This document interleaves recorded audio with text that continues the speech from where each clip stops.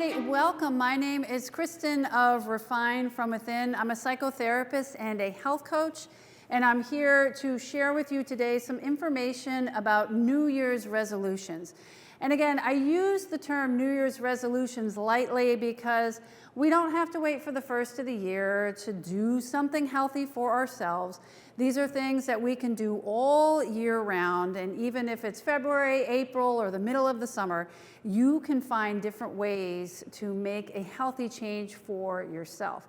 Part of what we're going to be exploring today is how you can have some better health outcomes without doing some of the excess or the restriction that is very common out there in wellness plans, such as the restrictive dieting, the all-out killer exercises, or having to pummel your self-esteem into the ground and then build yourself back up again.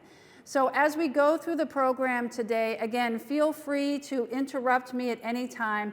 I'm a mom of 2 small children, so I very rarely complete a thought or have a sentence out of my mouth before somebody says, hey, I want to say something. So feel free to interrupt me at any time. I'm very much used to that.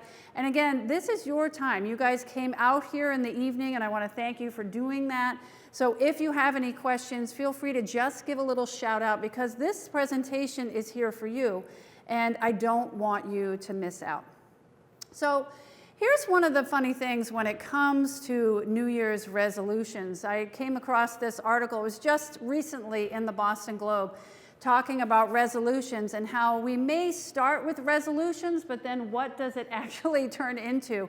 These are some of the words that were created by people when they talk about their New Year's resolutions.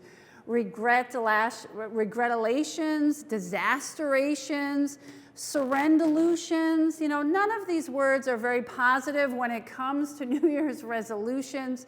So I don't know if you guys have ever come up with any creative words for your resolutions, or if these are things that you create for yourself. But whether you are, not really feeling tuned into your resolution, or you're looking for some inspiration today, you have come to the right place. And again, I don't narrow down whatever your health goal is. Whether you're looking to maybe move your body more, reduce your stress, improve your sleep, find a way to get some more nutrient density in. Whatever your New Year's goal or your healthy goal is for 2024, we can explore all of those. So never feel like it's something that's limited only to what you might see on your social media feed or what your best friend's hairdresser's dog walker is doing. So here's where we're going to go today. I really want to pull the curtain aside and identify some of the tricks, pitfalls, and limiting beliefs that we commonly see in those resolution, make a healthy change today type of plans. The wellness industry is chock full of what I call these sort of ticking time bombs when it comes to making a healthy change. And we're going to talk about how you can create a healthy habit that actually works and not one that's going to be a pitfall for you down the line. We're going to talk about how you can make small yet effective wellness changes along the way. I'm not a big proponent of those wipe the slate clean, rip the Band-Aid off, all or nothing type of plans. So we're going to talk about different ways that you can make these small yet effective changes so that you can sustain and maintain your healthy goals throughout 2024 and beyond. Plus, we're going to create a realistic mindset for how this can be based in the power of psychology. Now, I don't think it would shock any of you to know that if I told you that probably if you ate more nutrient-dense food, you might feel a little bit better. If you probably moved your body more, you would be a little bit healthier. I don't think that a lot of us are confused with the what side of wellness. I think a lot of us get challenged with the how. How do I integrate this into my busy lifestyle? How do I work this in with all the other tasks that are in my day? We will explore some of that today. So there's going to be a little bit of a quiz. So if you have your notepad, feel free to jot this down. I love doing quizzes, so we will share the answers with you at the end. But take a little guess right now and try to think about, you can write down the numbers of what percentage of US adults make New Year's resolutions every year. This number actually kind of surprised me. I actually thought it was on the lower side. I thought it was going to be higher than where it was. What are the top 3 New Year's resolutions for adults in the United States? They may not surprise you. The first 2 aren't going to surprise you. The third one might. And then, what percentage of people successfully reach their New Year's goals by December? And again, by successfully reach, I really define that as a successful integration of your New Year's resolution. Not that you started it, finished it, and went back to the habits that you were hoping to change, but where you've been able to successfully integrate it along the way, all the way through to December. So feel free, if you want to jot in your mind or jot on the piece of paper some guesses to these quiz questions. What percentage of U.S. adults make resolutions every year? What are the top 3 resolutions that are made here in the United States? And what percentage of people successfully reach their New Year's goals by December and reach and integrate and continue with them? We'll come back to that quiz in a little bit. But I want to give you what a standard definition of a New Year's resolution might be. And I'm going to show you where some of those ticking time bombs are, the pitfalls are in this standard definition.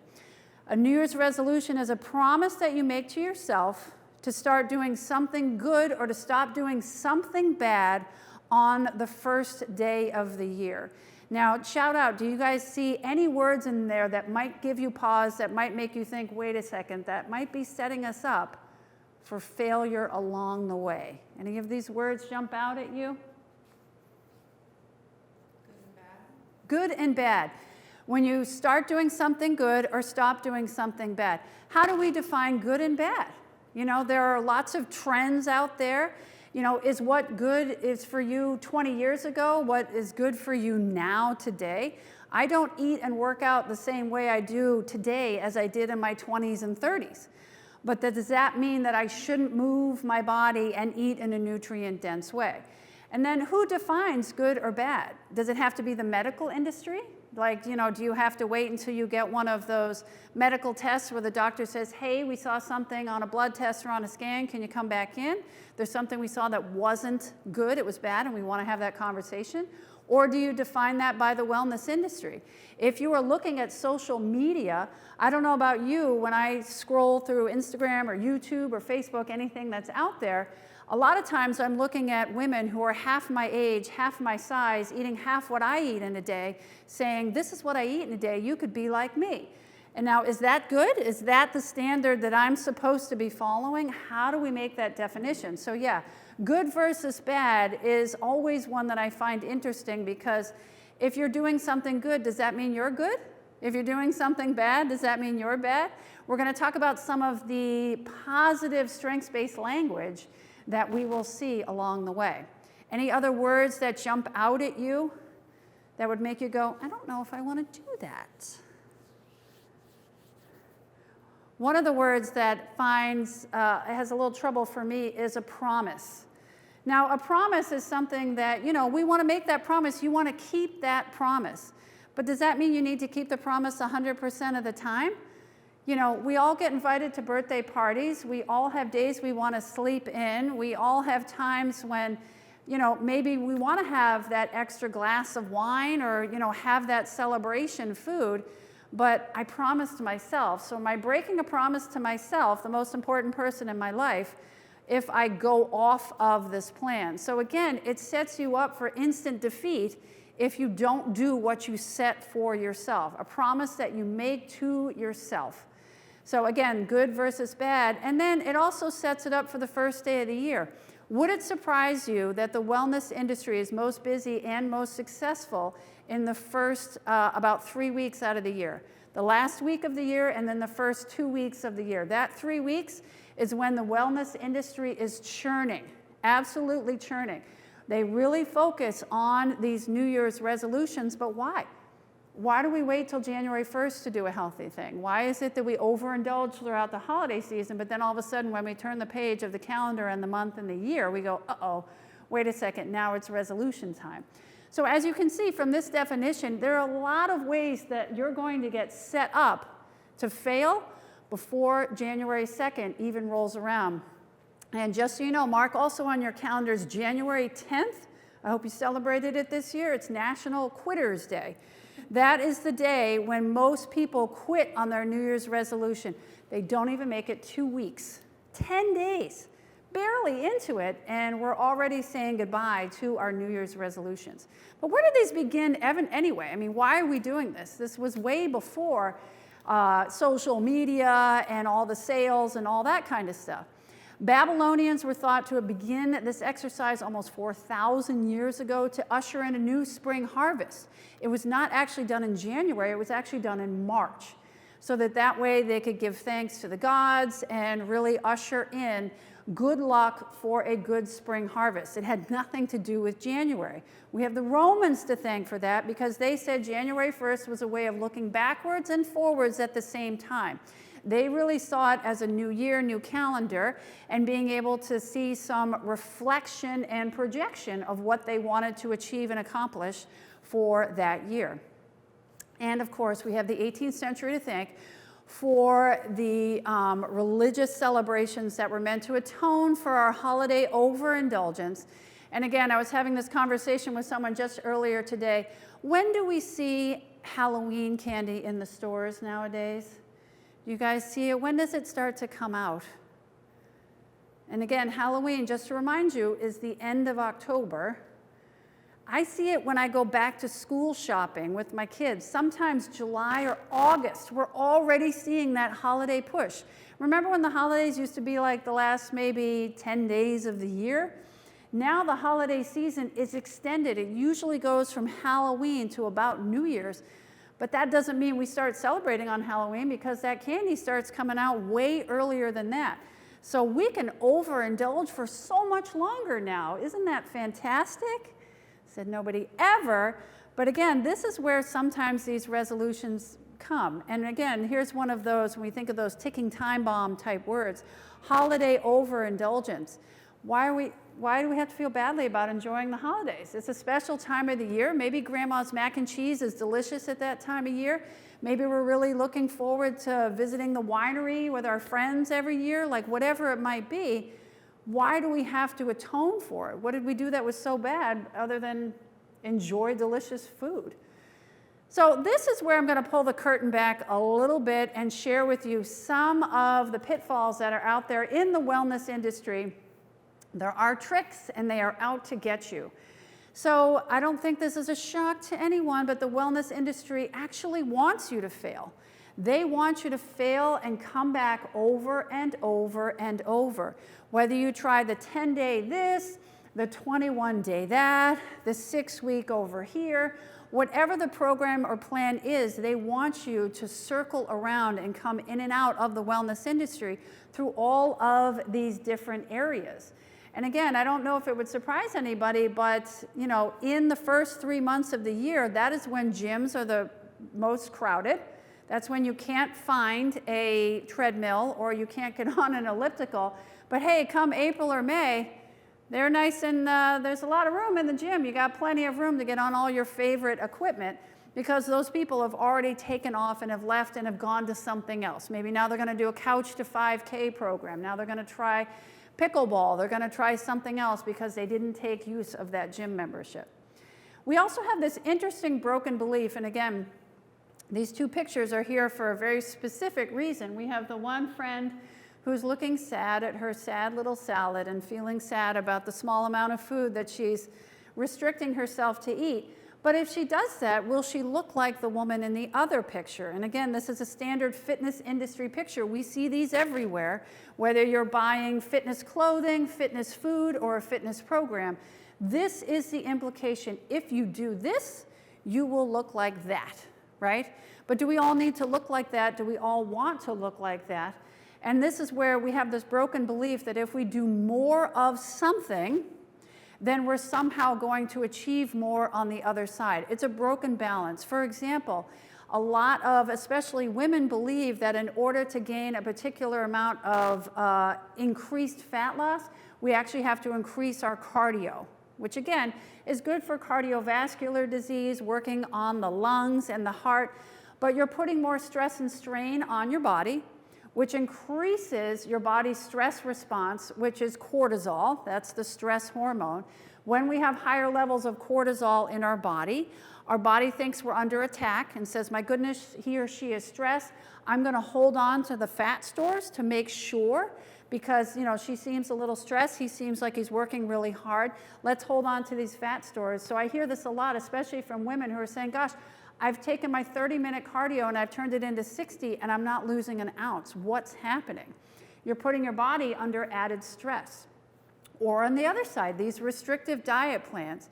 I always say, like, if you're going to drive from Boston to New York and you put in a certain amount of gas in your car and then halfway through the drive you change your mind and say, you know what, let's go to DC, and then you decide not to put any more gas in your car, how are you going to get a further distance with less than what you need? So again, if we are actually exercising more, this is where I have the interesting conversation. People say, you know what, you need more fuel for your body. You need more protein. You need more complex carbohydrates. You need more healthy fats, more hydration. But somehow we have this broken balance in our head that if we work harder on less, we are somehow going to achieve our goals, which might be weight loss, it might be toned muscles, but again, it's going to put your body into a period of stress and possibly into a period of exhaustion. So, but again, if we work harder, we're going to achieve our goals. I'm not a big proponent of working harder. I'm more a proponent of working smarter. And then when we are working and beyond what our body wants and needs, it creates this broken mind-body connection. Our mind are our thoughts, our body are our physical and emotional feelings. And when our body is sending signals to our mind and we're saying, nope, we have to keep going. I have to force myself to get into this workout. I have to force myself to be in calorie restriction. This is the only way. You are setting yourself up to fail, because at some point your body's going to say, nope, no more. This is not, you're either going to get ill, you're not going to be able to exercise properly because you won't have the right fuel, and your body's going to say nope, and your body will take the time out for you. And again, this is frustrating for us to go back and forth and back and forth. When we don't see small successes from the start, successes consistently over time, it's going to break that mind-body connection of actually listening to what our body needs. So for example, this morning, I did not get a good night's sleep. I was up all night, off and on, and woke up. Normally when I would go to work out, I said, no, I'm not going to work out today. I'm up, but I'm just going to relax through my body, had a nice cup of tea, and watch the news and relaxed, and did not go into the gym or into any sort of workout. That's what I was saying, listening to my body, because I said, you know what, I don't have enough sleep. It's not going to be a good workout. It's not even worth it. And then there's also those people who say, I haven't worked out in 3 years.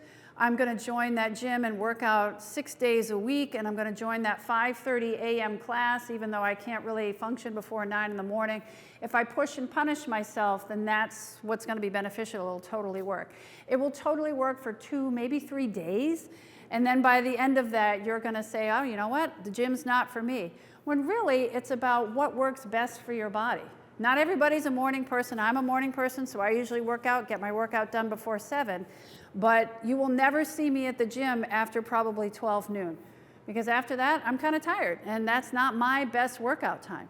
For some of you, it might be something where you want to focus on your exercising in the afternoon or the evening after your work day, if that works well for you. But working without punishment and without pushing your body to where it doesn't want or need to be is the best way to go about doing it.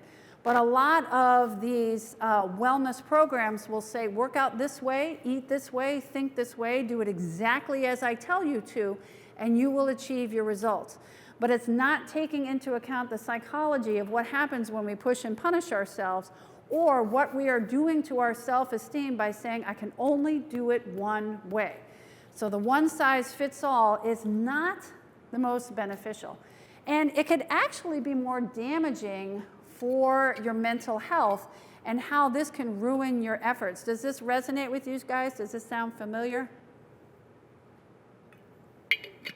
All right, we're nodding, hopefully, so that makes sense.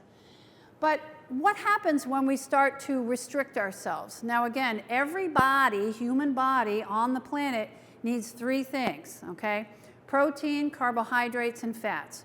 Now again, that depends on your own body. For example, I cannot digest gluten, so there are certain restrictions on my carbohydrate choices, especially because if I have gluten, it doesn't turn out well. So, I do protein, carbohydrates, and fats, but I have to be very careful about some of those choices. But, you see a lot of these plans out there, low carb, even no carb, which I find really interesting because, your body, it needs all of these types of fuels to go. Now, there are some people that say maybe are vegetarians, so their protein choices are very particular. There are some people that, limit their dairy, so they really have to be careful on their protein and their fat choices. But again, making those choices that work well for you so that you understand why your body wants or needs it. I don't eat gluten, so I don't crave a lot of those things like cereals and breads and bagels and that kind of thing, which are some of those carb-heavy items that a lot of people will fall down on. But that's because it's not what I eat. But I do eat chocolate. I do crave chocolate from time to time. It's yummy. But I also have to think about, why am I craving it? The other day, I thought I was craving chocolate, so I had some chocolate, and it didn't quite do it. I was still kind of cranky. I had a little bit of a headache, so I ate more chocolate, thinking that would help. And then half an hour later, I was still cranky, still feeling kind of sluggish, and had a headache. So I was like, well, clearly I was not listening to what I was craving. And I was able to have a nice big glass of water, and that's what it was. It wasn't that I needed chocolate. I was underhydrated. So, I wasn't listening to my body. So even as a health coach, there are times when I miss the mark. And I think this is what my body needs, rather than thinking, do I want salty? Do I want crunchy? Do I want something hot? Do I want something, that has protein in it? What is it that my body is craving at any given time? This is another word that I find fun, the word willpower, that a lot of times when we have these limiting beliefs, we think that we lack the willpower to achieve and we're not strong enough. When I ask people, well, what are some of the words that you use to describe yourself if you set a wellness goal and maybe don't meet it? Say, for example, I'm going to go to the gym 3 times this week and I only went once. Or I'm going to eat salads every day, Monday through Friday, and the third day I was so bored I ordered a pizza. I didn't want to have another salad. And a lot of words that come up are these interesting 4-letter words. Lazy. This is an interesting one that I hear people say that, I'm too lazy to do this. There's something wrong with me. I don't have enough energy to go ahead through it. But really, it's not so much willpower. When you're saying it's like this one thing, this one entity, willpower, guess what? You either have it or you don't.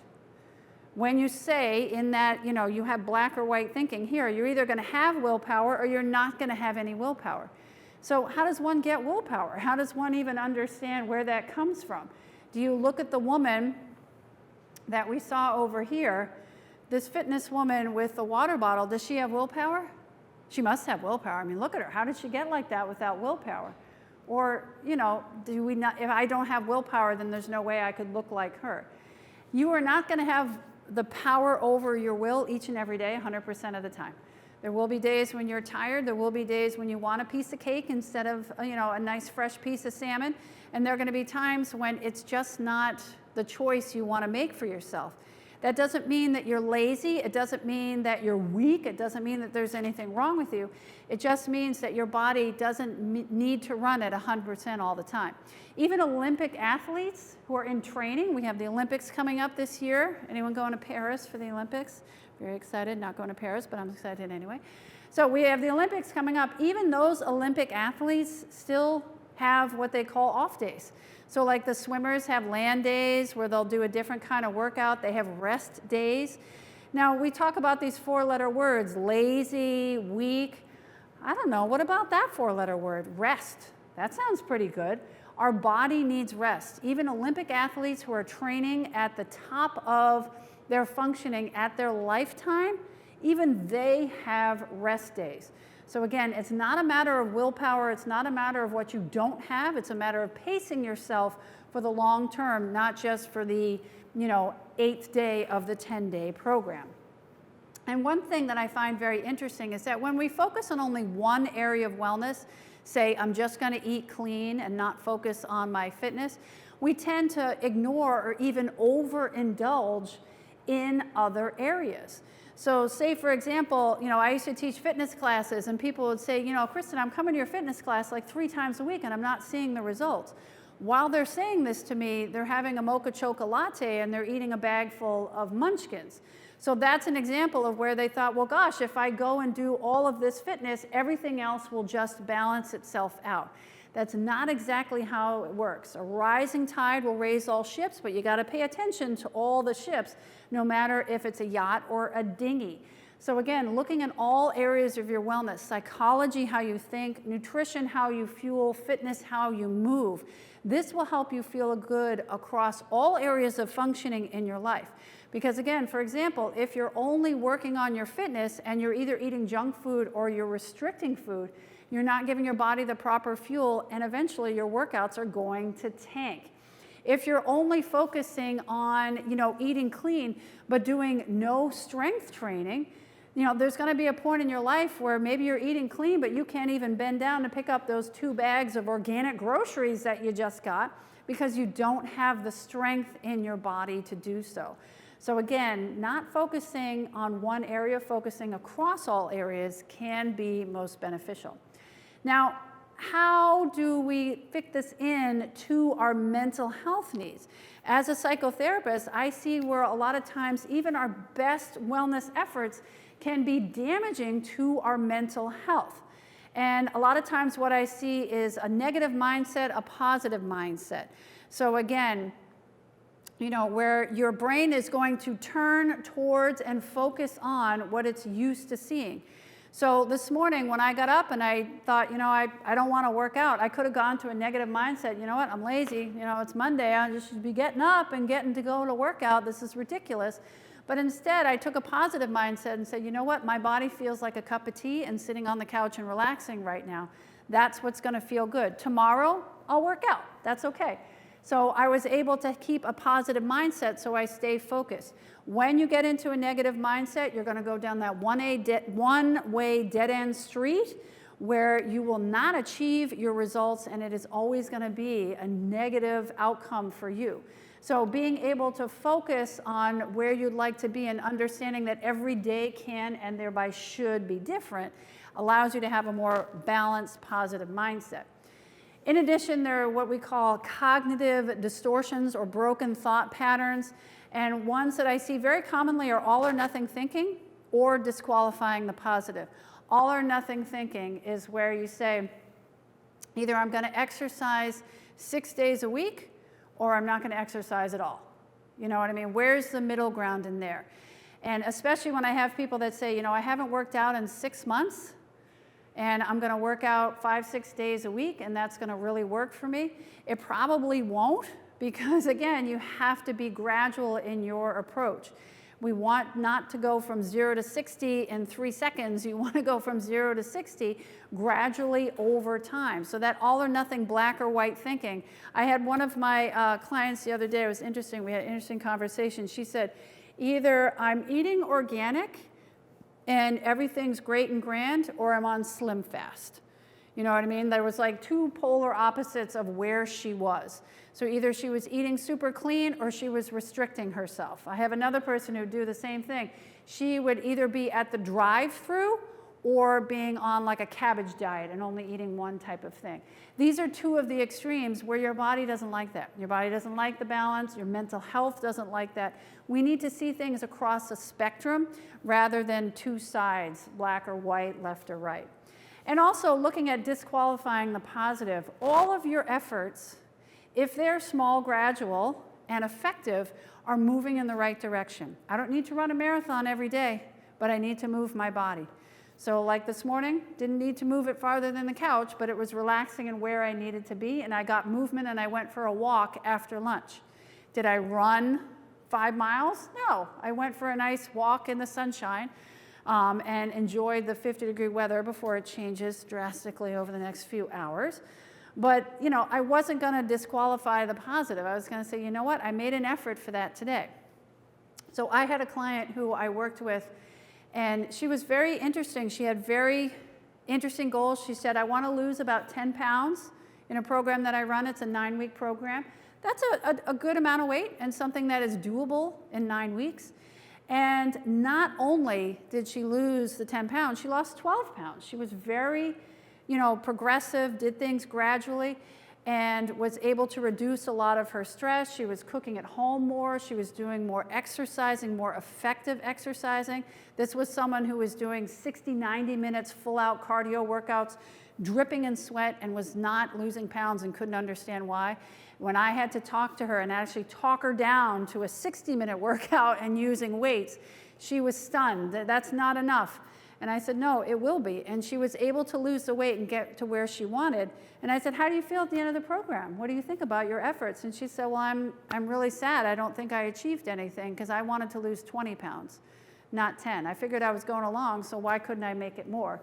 So she actually, wasn't able to see all the efforts that she had made and everything that she did to get to that safe and healthy weight loss, but instead focused on all of the things that she didn't achieve and on what would have been an unhealthy weight loss.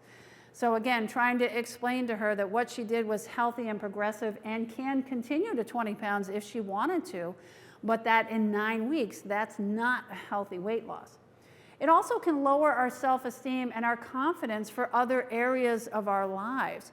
A lot of the women, so I have a woman friend who, she actually just went to the Grammys. And I was like, oh, you were like waving and like out trying to get autographs? No, she actually had tickets and actually went inside to the Grammys, which I thought was really cool.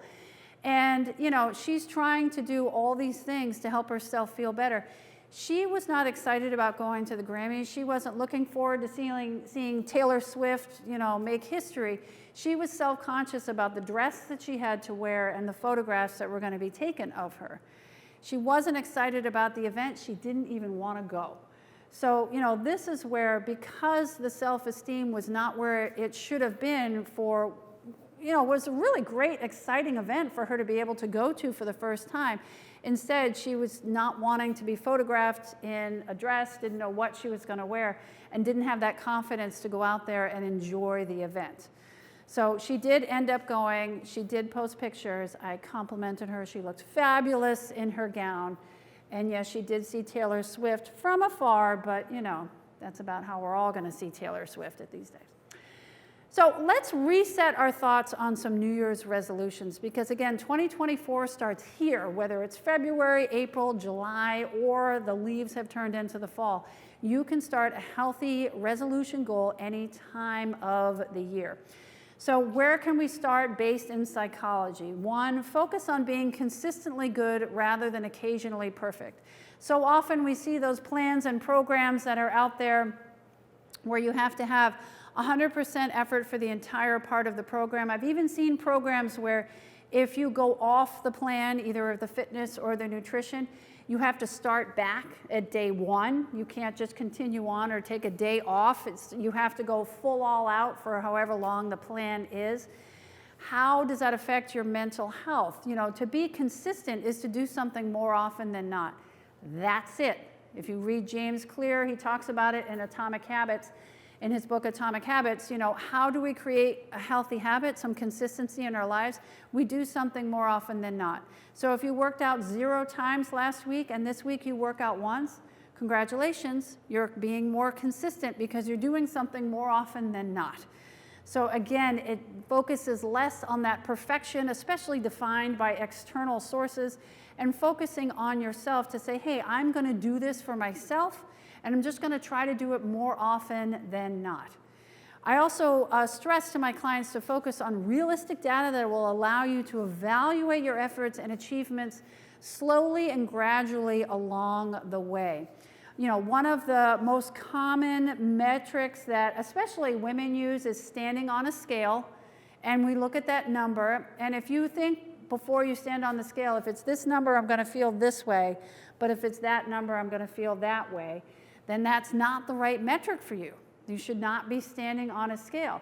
Another way that's more realistic is a SMART scale. That's what I use. The SMART scale measures how much muscle content, water content is in my body.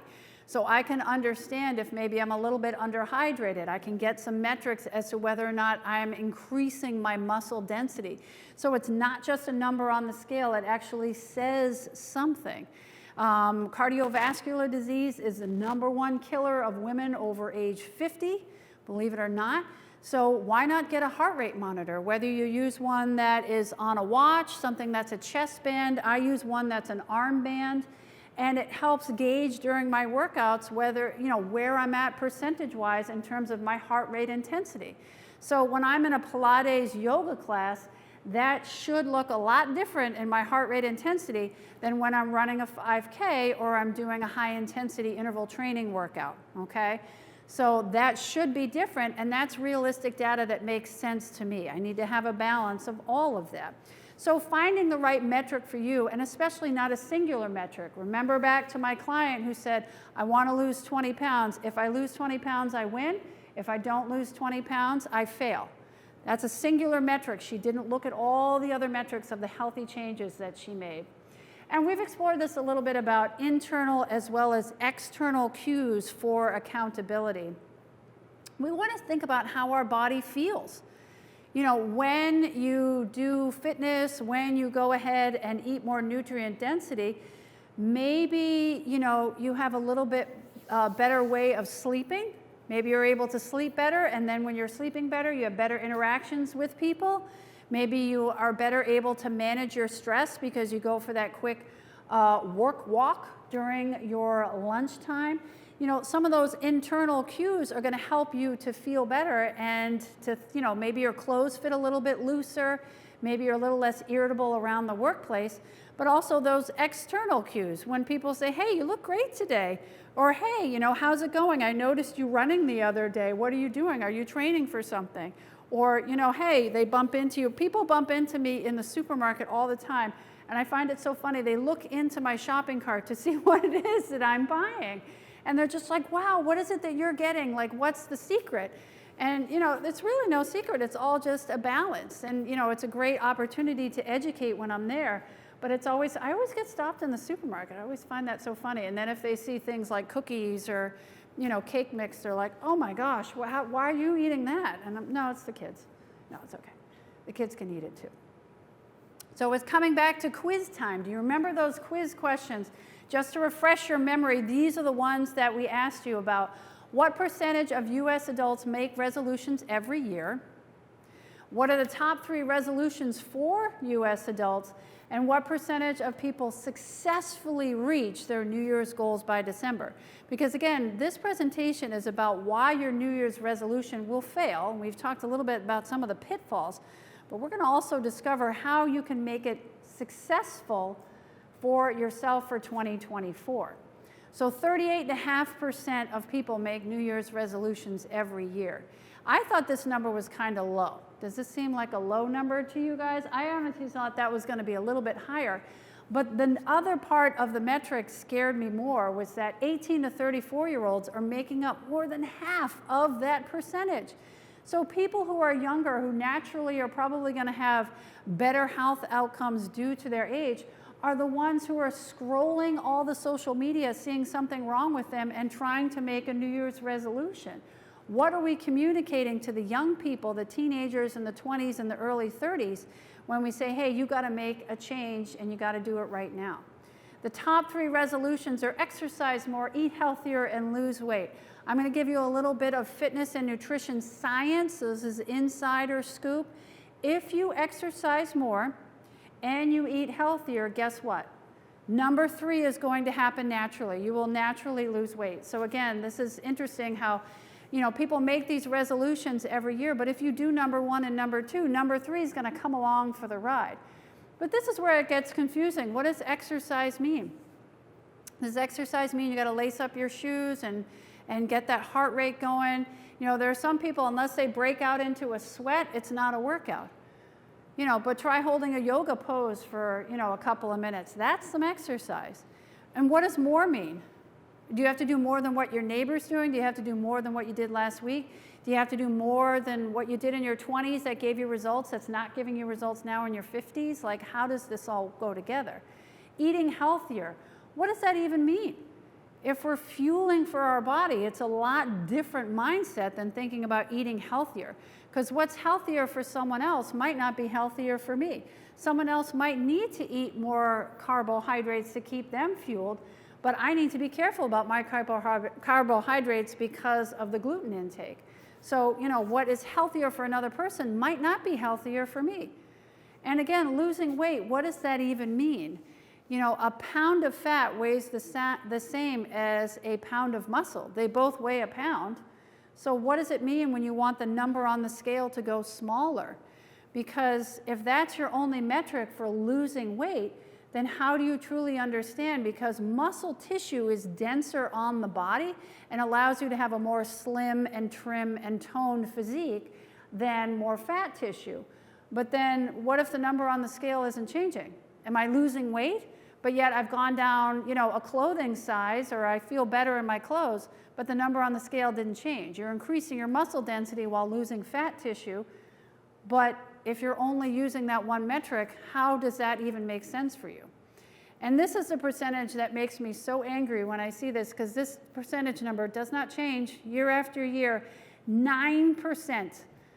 We can't even get 10% of people to success. In the wellness industry, we should be ashamed by this. We should not be focusing on getting people in and in and in.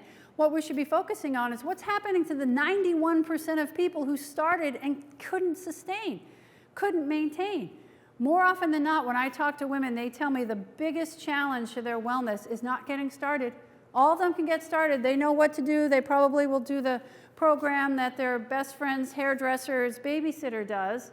Their sister-in-law lost 10 pounds on this. They're going to give it a try. They know what they should do. The biggest challenge is maintaining it over time with our regular lives. When we get invited to birthday parties, or you want to have that extra glass of wine, or you want to sleep in, or you have a snow day and you can't make it to the gym. Where are we focusing on that 91% of people who are struggling year after year? Because that percentage, I got to tell you kids, does not change. So takeaways: create a healthy mind-body connection by focusing on the gradual steps that are sustainable, not these leaps and bounds. Not, if you hear these plans, or I'm going to lose X number of pounds in X number of days, and you're like, wow, that sounds too good to be true. I'll tell you right now, it is, okay? So really think about what's going to feel good in your body, what's going to allow you to stay positive and have a positive mindset throughout your journey. Because if there's a program and a plan that has a beginning, middle, and end, and doesn't talk to you about what happens when the program time finishes, that's not the program for you, because that's the program that's going to wait for you to fail and come back again. Base your data in fitness and nutritional science, not in fads, the latest trends, or in science fiction. So again, however you decide to measure your fitness or nutritional goals, make sure that it works for you and that you have more than one metric that you're looking at. It does not have to be just a number on a scale. It doesn't have to be a particular clothing size. It can be something that works well for you. For some people, they say, you know what, I just want to get to the gym and be able to get through a class from beginning, middle to end. There was a man in my class this morning. It was his first time in the class, first time in the gym.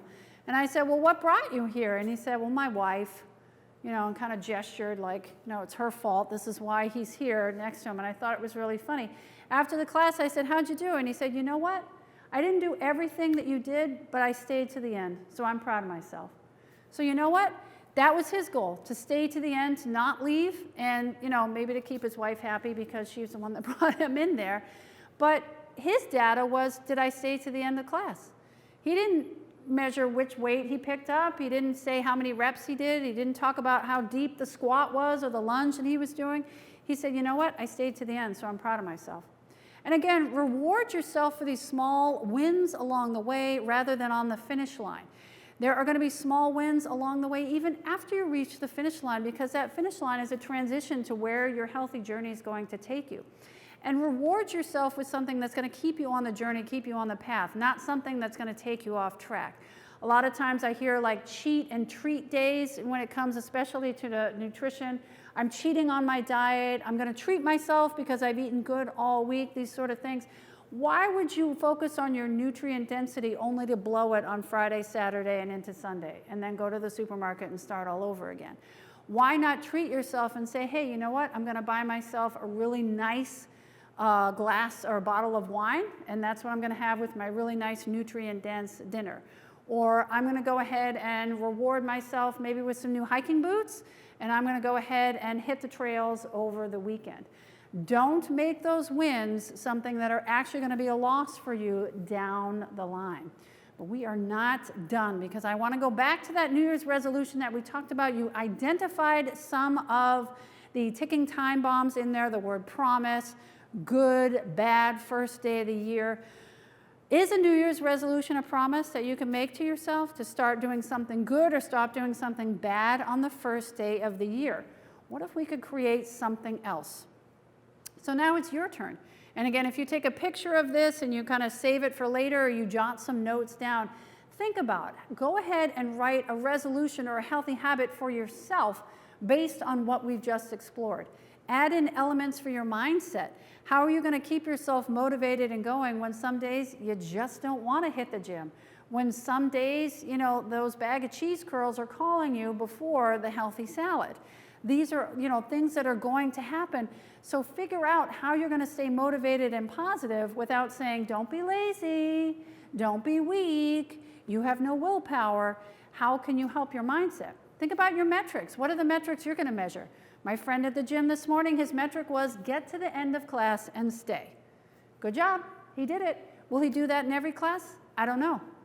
I don't know, but the fact that he comes into class is always a win. So hey, if I know that timing is his metric, that's what I'm going to support. Consider what you want to achieve and why.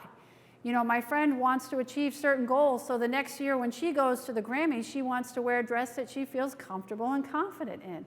Maybe we're not all going to the Grammys, but maybe you want to go to your high school reunion or your daughter's wedding or that next celebration and wear something that you feel comfortable and confident in. Maybe it's just that you want to achieve a better medical result. You know, you've gotten that call back from your doctor, you have numbers that they say, hey, we need to explore this and talk about it. Maybe that's your why, and you really want to focus on those.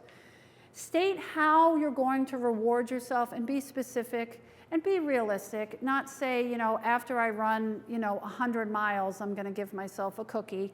You know, we can be realistic about this. My goal for 2023 was to run a 10K. I'd always run 5Ks, and I wanted to challenge myself. Now, I ran the 10K. Was I the first finisher? Absolutely not. Even when I finished, there was police officers, you know how they direct you. I kind of gave them a heads up. I said, I think I might be the last person, so you might just want to wrap it up after I come over the finish line. You know, and he goes, no, you keep on going. You know, but I rewarded myself with a new cute little workout outfit. I was proud of myself. Did I finish first? No. Did I finish without medical attention? Yes, that was my goal, so I was able to do that. And they didn't need to, you know, I wasn't the last person coming over the finish line dark at night. How are you going to reset when necessary? There will be times when you hit that wall. There will be times when your body is going to shut down and going to say, no, you need to take a break. There are going to be times when you say, you know what, I don't care about organic. I just want to buy what I want to buy, and I'm going to be in the drive-thru, and I don't care. This happened to me last weekend. We were out and about and shopping, and I said, you know what, I want a hamburger. I don't even remember the last time I had a hamburger, but I was out and I was about, and we went by the store, and I got myself a hamburger and french fries. It was delicious. Ate the whole thing, fabulous, fantastic, and that was my reset. So I said, okay, well, that was a Saturday, so now we're moving back to the nutrient density. But I didn't beat myself up for it, because you know why? It was a honkin' delicious hamburger, and it was really, really good. So I'm just going to tell you that, so yum, yum. And again, are you going to have more than one resolution? When it comes to healthy habits, I always encourage people to focus on 1 or 2 healthy habits at a time, not 3 or 7 or 10, because then if you start to see a success, which change got you there? Do we even know? Or if you are having trouble and struggling, what's holding you back? Do you know? So again, keep it simple, and that's what's going to get us towards success and sustainability. So I want to focus on this for your wellness plan for 2024. It's a promise that you make to yourself. We're keeping that in there, but to focus on being consistently good rather than occasionally perfect for sustainable wellness of mind, body, and motivation. really look at this a different way, because again, it focuses on that consistency. Doing something more often than not automatically builds in rest days. Not weekdays, not lazy days, not days where you left your willpower at home, but days where you actually can have rest. And I'm not focusing on that perfection. Was I the first person across the finish line for the 10K? Absolutely not. But I finished without medical intervention, and that was my goal. So very, very happy to have done that. And again, focusing on the mind, how we think, the body, how we move, and that motivation, how are we going to keep going? Because there are going to be those days it'll be difficult. There are going to be those days when we're going to need a reset. And if you're only buying into those types of wellness plans that have a beginning, middle, and end, thank you very much, have a nice day, what happens on day 11 of the 10-day whatever? What happens on day 29 of the 28-day whoozy-whatsy? Where is that person going to be? If they haven't taught you how to keep that motivation going, you will circle back around and come back for that plan or another somewhere down the line. So again, I want to thank you for joining in today. Thanks to Christine for bringing this program here to the library. I appreciate you coming out.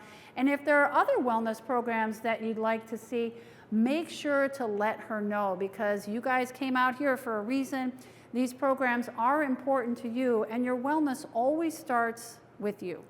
So thank you very much for joining in. Again, my name is Kristen of Refine From Within. I'm a psychotherapist, fitness trainer, and a health coach, focusing on helping create healthy habits through psychology, how we think, nutrition, how we fuel, and fitness, how we move. There you go. There's your 2024.